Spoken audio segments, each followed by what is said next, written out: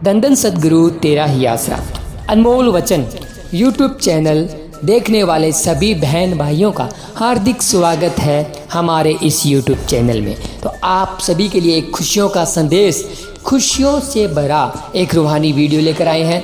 सभी बहन भाइयों ने इस वीडियो को पूरा ज़रूर देखना है। बहुत ही ज़बरदस्त रूहानियत से भरा, खुशियों से भरा, रहमतों से भरा ये रूहानी वीडियो होने वाला है। इस वीडियो को पूरा देखने से ही आपको वो पूरी खुशियाँ मिलने वाली है।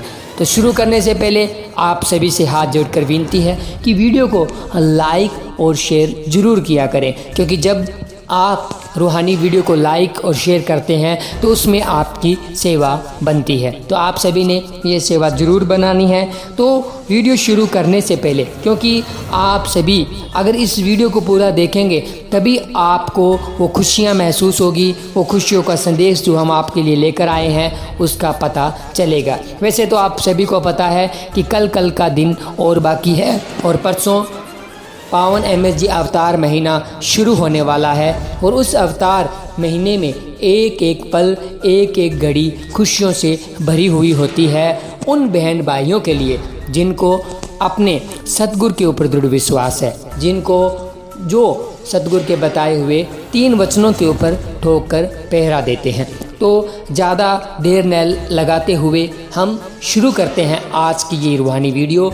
तो वीडियो शुरू करने से पहले हम आपको लेकर जाएंगे आज से 50 साल पीछे, क्योंकि आपको एक रूहानी चमत्कार सुनाएंगे। वो रूहानी चमत्कार आप सुनोगे तभी जो हम आपको इसमें खुशियों का जो संदेश देंगे उसको आप समझ पाओगे। तो सबसे पहले आप सभी ने इस रूहानी चमत्कार को पूरा जरूर सुनना है और साथ साथ सुमिरन करना है। ये एक ऐसा रूहानी चमत्कार है जिसमें पूज्य परम पिताजी ने एक अपने भगत की, एक अपने शिष्य की 20 साल की सज़ा को माफ़ करवा दिया था। और वैसे तो आप सभी को पता है कि हमारे पूज्य गुरुजी संत डॉक्टर गुरमीत राम रहीम सिंह जी इंसान कुल मालिक है, खुद खुदा है, जो कि जिन्होंने अपनी 84 लाख जूनियों से हमें मुक्त कर दिया।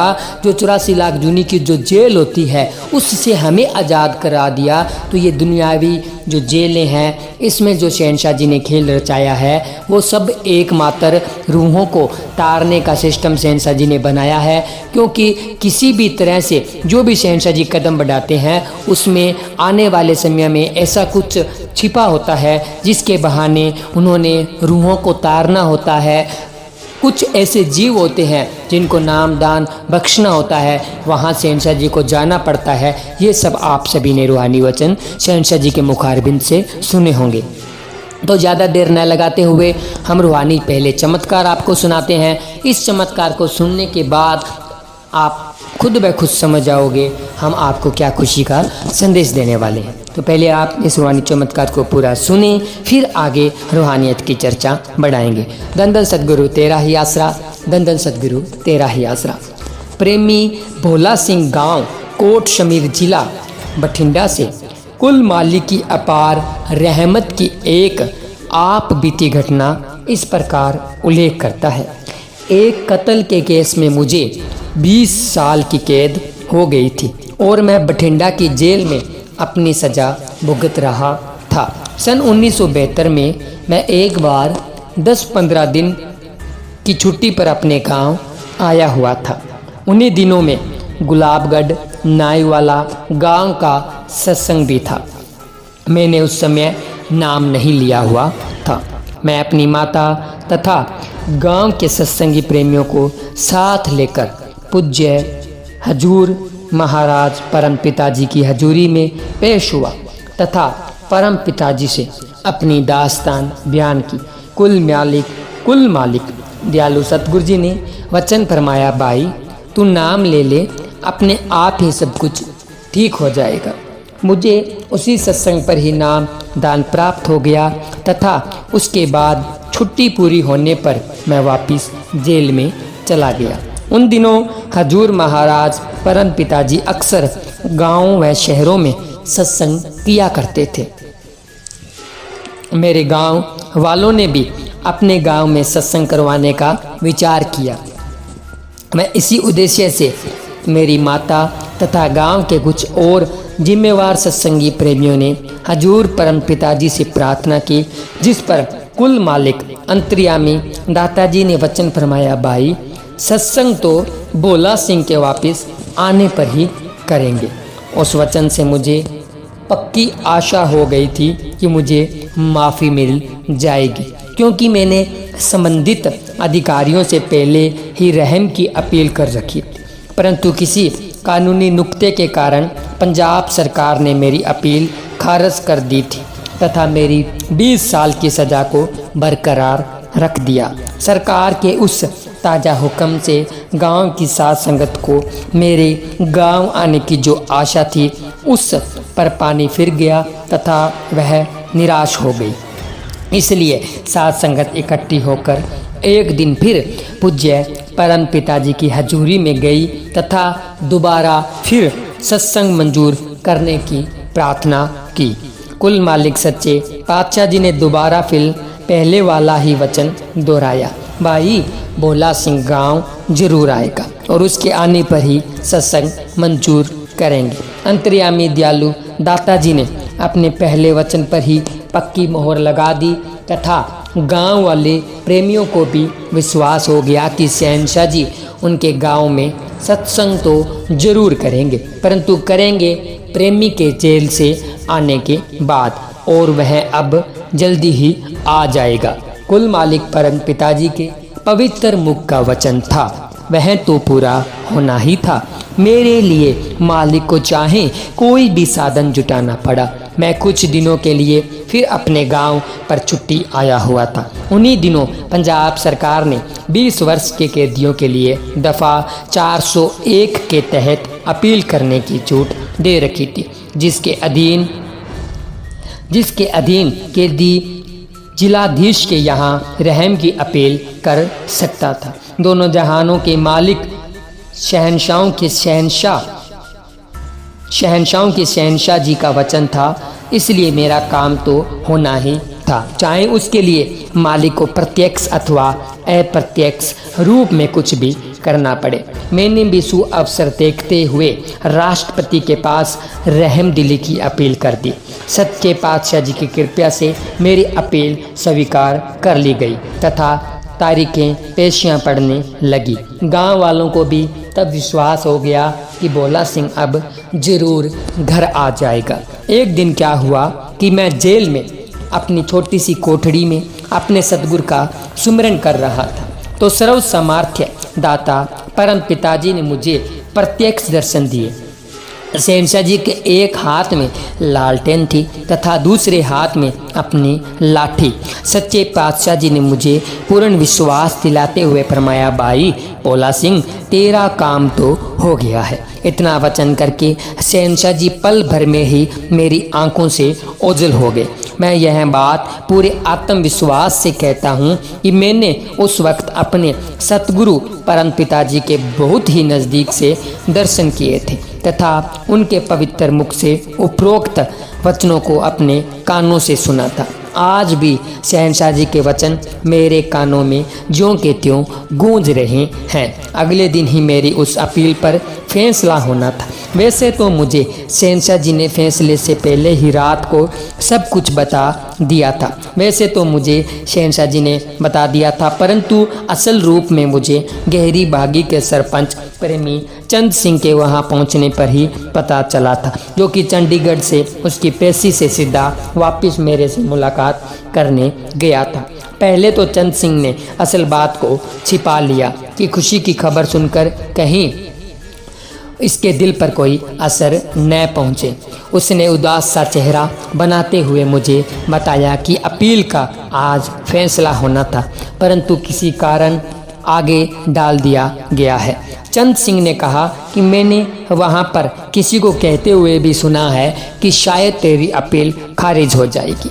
चंद सिंह की बात सुनकर मुझको विश्वास नहीं हुआ। भाव मुझे उसकी बात जची नहीं, क्योंकि सतगुरु सच्चे पातशाह जी ने तो मुझे स्पष्ट शब्दों में ही रात को बता दिया था कि उसका काम हो गया है। आखिर मैंने रात वाली सारी घटना चंद सिंह को बताते हुए कहा, भाई चंद सिंह तेरी बात मुझे जचती नहीं। तुम असली बात को छिपा रहे हो।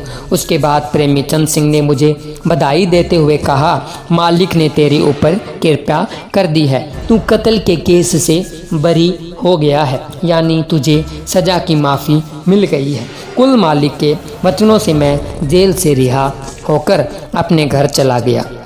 गांव की संगत से मिलकर मैंने पूज्य शहंशाह जी से सत्संग के लिए फिर प्रार्थना की, जिसे मेहरबान सतगुरु जी ने तुरंत स्वीकार कर लिया। परम पिताजी ने मेरे गांव कोट शमीर में बड़ी धूमधाम से सत्संग किया तथा सैकड़ों जीवों को नामदान प्रदान करके सचखंड का अधिकारी बनाया। उपरोक्त सब कुछ मालिक के वचनों से ही संभव हुआ। यह बात गांव वाले तथा आसपास के गांवों के सभी लोग भली प्रकार जानते हैं। कुल मालिक परम पिताजी ने अपनी अपार रहमत से मेरे परिवार के सभी जीवों तथा सारे इलाके के अन्य सत्संगी प्रेमियों का स्वयं ही विश्वास पक्का किया है। मालिक के इस प्रत्यक्ष प्रमाण को देख व जानकर अनेक अन्य जीव सतगुरु जी से नामदान प्राप्त करके मालिक की भक्ति में लग गए हैं। धन धन सतगुरु तेरा ही आसरा, धन धन सतगुरु तेरा ही आसरा। तो सतगुरु प्यारे की प्यारी साध संगत जी, आप सभी ने सुना रूहानियत से भरा हुआ ये रूहानी करिश्मा। तो खुशी की खबर जो है आपको हम सुनाने वाले थे। खुशी की खबर यही है कि आप सबने जिस प्रकार सुना कि पूज्य परम पिताजी ने एक कत्ल के केस में 20 साल की सज़ा भोग रहे अपने प्रेमी को, जिसने कि पहले नाम ही नहीं लिया हुआ था, लेकिन जिसने जब नाम लिया तो उसकी कत्ल की सेज की 20 साल की जो सज़ा थी उसको माफ़ करवा दिया। तो यहाँ पर सोचने वाली ये बात है और ये खुशी की ही खबर है कि जो परम पिताजी यानी कि जो अब पूज्य हजूर पिताजी है, क्योंकि शाह मस्ताना जी महाराज, परम पिताजी और हजूर पिताजी एक ही रूप है, इसीलिए हजूर पिताजी ने नाम दिया है MSG, जो कि अब हजूर पिताजी है। और जो परम पिताजी थे जिन्होंने मतलब 20 साल की सज़ा माफ़ करवाई। और आपने ये कोई एक केस नहीं है, आपने ऐसे हज़ारों सैकड़ों केस देखे होंगे जिसमें परम पिताजी ने, हजूर पिताजी ने जिनकी सज़ा माफ़ करवाई, जिनको जेल से बरी करवाया।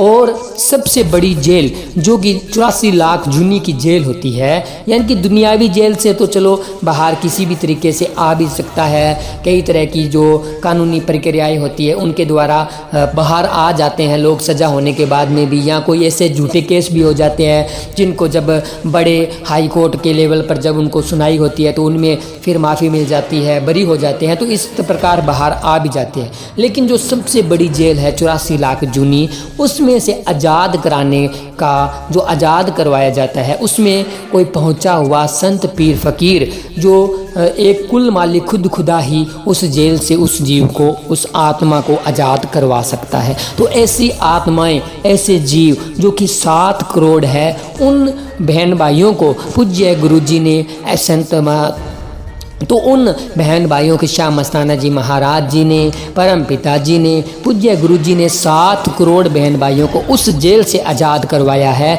तो इस दुनियावी जेल से आज़ाद होकर आना तो एक सोचने की ज़रूरत नहीं है, 1 सेकंड के दायरे का 100वां हिस्सा होता है, उतने में ही पूज्य गुरु जी बाहर आ सकते हैं। तो ये पूज्य गुरु जी ने सब खेल रचा हुआ है, जिसमें कई तरह के खेल आ जाते हैं जो हम आपको एक्सप्लेन नहीं कर सकते, लेकिन सोचने वाली बात है जो हमारे ऊपर आती है उसको हम एक्सप्लेन कर सकते हैं। क्योंकि इसमें आप ये खुद सोच सकते हैं भी सोने को जितने ज़्यादा आग में से बाहर निकाला जाता है वो सुनहरी होता है। तो ये हमारी एक परीक्षा भी हो सकती है कि हमें अपने सतगुरु के ऊपर कितना दृढ़ विश्वास है, हम कितना सुमिरन करते हैं। क्या हम पूज्य गुरु जी के मिशन पर जाने के बाद में 3 वचनों पर ठोकर पहरा देते हैं, या जो हम बड़ी बड़ी बातें करते हैं कि मैं प्रेमी हूँ, क्या उन बड़ी बातों पर हम पक्के रहते हैं। तो ये हमारी परीक्षा का ही दौर चल रहा है और हमने सभी ने इस परीक्षा में पास होना है और अच्छे नंबरों के साथ पास होना है।